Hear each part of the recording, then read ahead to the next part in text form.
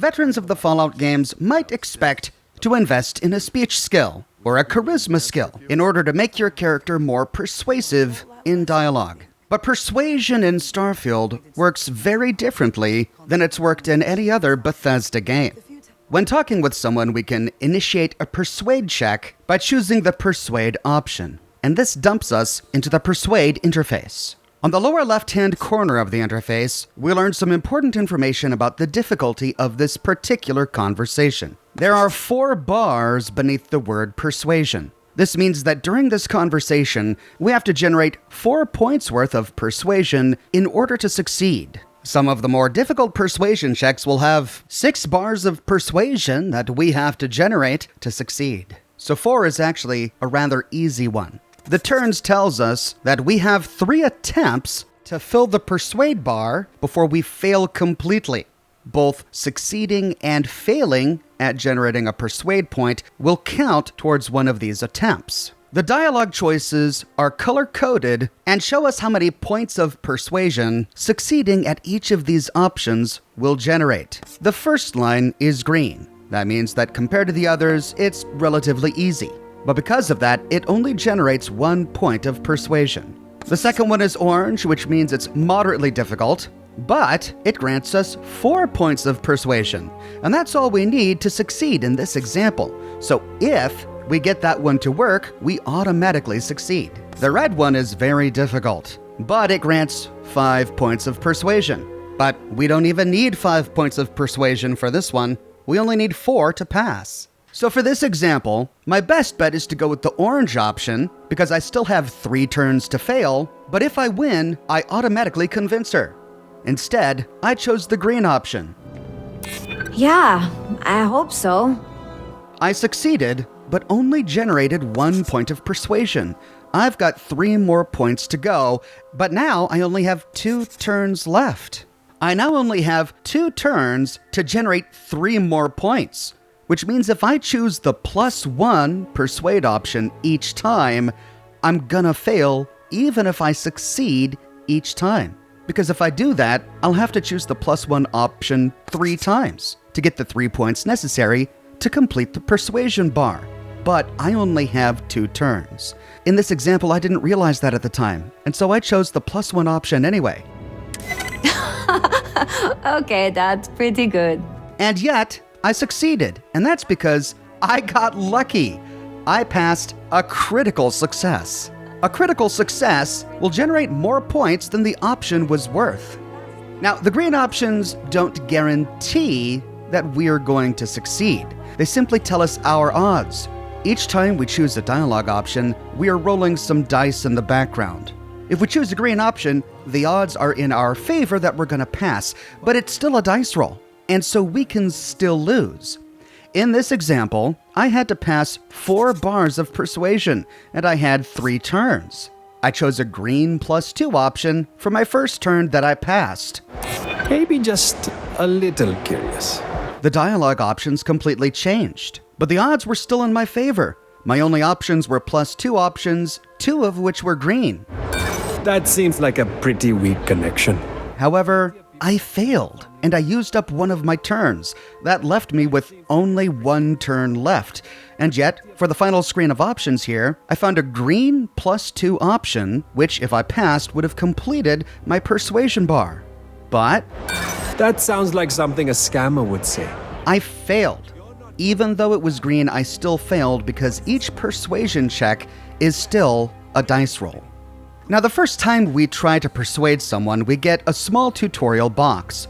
In this tutorial box, it tells us that to persuade a person, we need to make a successful choice, and a choice can range from kind words to distractions to threats. This might give us the impression that it's not just the color and number of the option that's important, but the text as well. But that's not actually the case. Each green option here is going to have the same dice roll, regardless of the text associated with it. And that's because in every single persuasion attempt we have with a character, only a few of the dialogue options actually pertain to the conversation we are having. In this example, I'm trying to persuade this guy to reconnect with some long-lost relatives aboard a colony ship. But taking a look at our choices, only one of these options actually has anything to do with the colony ship.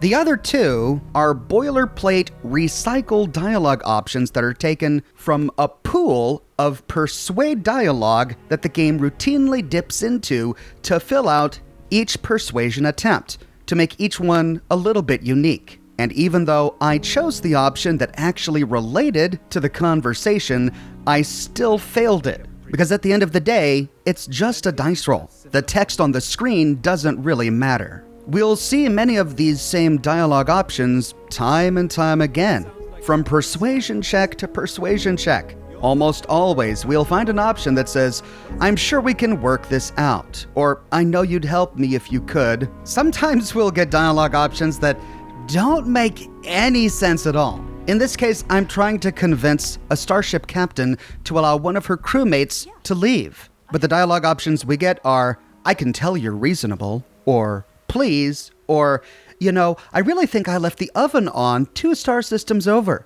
You think relative time means my house is burned down by now?" What? It's apparently supposed to be a joke. Because if we pass it... Okay, that's pretty good. And then apparently it works at persuading her because it made her laugh and that means we're charming or charismatic or something? But the reason it doesn't really make sense is because it's simply pulled from their repository of persuasion options that they'll routinely insert into conversations to give us more options. Each conversation will still have an option that pertains to the actual conversation, but we don't have to choose it. Instead, we should pay attention to the color of the option and the points it generates. Now, in addition to the green, orange, and red color-coded options, sometimes we'll find a blue one. The blue ones are options we can choose based on the backstory we've chosen for our character. In this example, I chose a soldier backstory for my character, and this gave me a soldier dialogue check that's blue. You don't know what you're talking about. Huh. All right. And from what I can gather, we never fail a blue persuasion check. Here's another example. I also chose Neon Street Rat as my character background, and while in Neon, talking with this merchant, I found a blue persuasion check, and choosing it automatically passed the check. Always better to stay on the right side of a neon street rat, huh? I've had this pop up maybe 3 or 4 times in my playthrough so far, and I have yet to fail them. I could be wrong here. Let me know in the comments if I am, but I don't think you can fail a blue persuasion check. Additionally, every time we succeed at a persuasion check, we add a little bit to a blue auto-persuade meter. This meter will fill out every time we attempt a persuasion check. Even if we fail a persuasion check, we can still contribute to the auto-persuade meter. Once it's full, however, the meter stops accumulating until we choose the auto-persuade option. Auto-persuade simply causes us to succeed with the conversation. In this example, I had failed my first 2 attempts, I only had 1 turn left, but I had 1 auto-persuade banked. So I just decided to skip the conversation by using auto-persuade. Mr. Stroud is coming to the Astral Lounge. Now that is interesting. And success. Persuasion is augmented by a couple of things. The first is by the persuasion skill that we find under the social category when leveling up. There are 4 ranks of persuasion, and each rank improves our chance at success by 10%, except for the final rank, which improves our chance by 20%, meaning that if we are fully spec'd out into persuasion, we have a 50% chance to succeed at persuading someone. However, like with many of the skills in Starfield, before we can actually spend a skill point to rank up our persuasion, we have to pass a challenge. In this example, I have already ranked up to rank 2 of Persuasion, but even though I've got 2 skill points to spend, I can't rank up to rank 3 until I complete the Persuasion Challenge.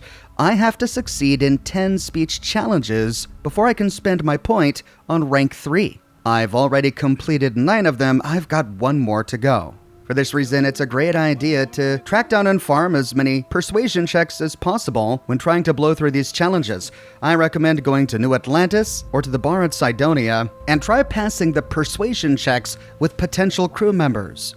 They are all available for hire, but before hiring them, we can pass a persuade check to convince them to come for cheaper. Even if we succeed, we don't have to hire them, so we can pass the check, then tab out and move on.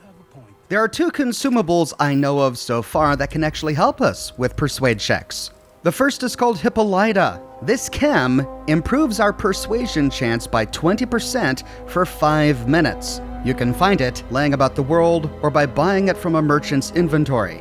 I've collected maybe 13 or so of these in about 20 hours of gameplay without purchasing any from merchants. So they're not exactly rare, but they don't drop like candy either. The next one is Paramore. This one increases our persuasion chance by 25% for 10 minutes. It also causes companion affinity to increase faster for 10 minutes, and I've only found 3 in about 20 hours of gameplay, so it's much more rare than the Hippolyta. And there you have it, that's a crash course on how persuasion works in Starfield. It requires a little bit more strategy, but it's also really rewarding when you succeed. Thanks for watching, everybody. I've got many more Starfield videos in the works. Plus, I have nearly daily Starfield live streams. So if you like what I do, be sure to subscribe and to hit that bell notification button so you don't miss out on my next episode. If you've already subscribed, but you still feel like you're missing out on notifications about my episodes, be sure to follow me on Twitter. I update Twitter manually with every new piece of content that I publish. I've got a shirt shop with completely unique designs that you can't find anywhere else. My designs come on shirts in a variety of men's, women's, and children's sizes, and in a wide array of colors. You can find them on other products as well, like smartphone cases, pillows, posters, mugs, stickers, prints, etc. So if interested, you can find a link to my shop in the description below, or you can click here. If you like what I do, and you want to support me in another way, consider becoming a patron on Patreon or a member here on YouTube. YouTube members get access to little badges that appear next to their names in the comment sections of my videos, and access to ox emojis that they can use in my video comments and in the live chats of my live streams. You can also consider sending me a super thanks on this video. Super thanks are like little tip jars. You can throw me a buck or two to tell me that you found this video helpful. Your super thanks directly contribute to the production of these videos. But more than anything, I'm just so glad you're here watching this video with me today. Thank you so much for watching, and I'll see you soon with more Starfield videos. Wow, that worked.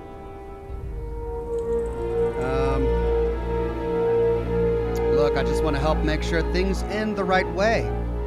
I guess that's true. Okay, and then it's starting to recycle through many of the same options we've used in the past. Let's again try to pass the number 3. When this is over, I'm never setting foot in a bank again. Okay, I can see you're not just the marshal's tool. You want what we want.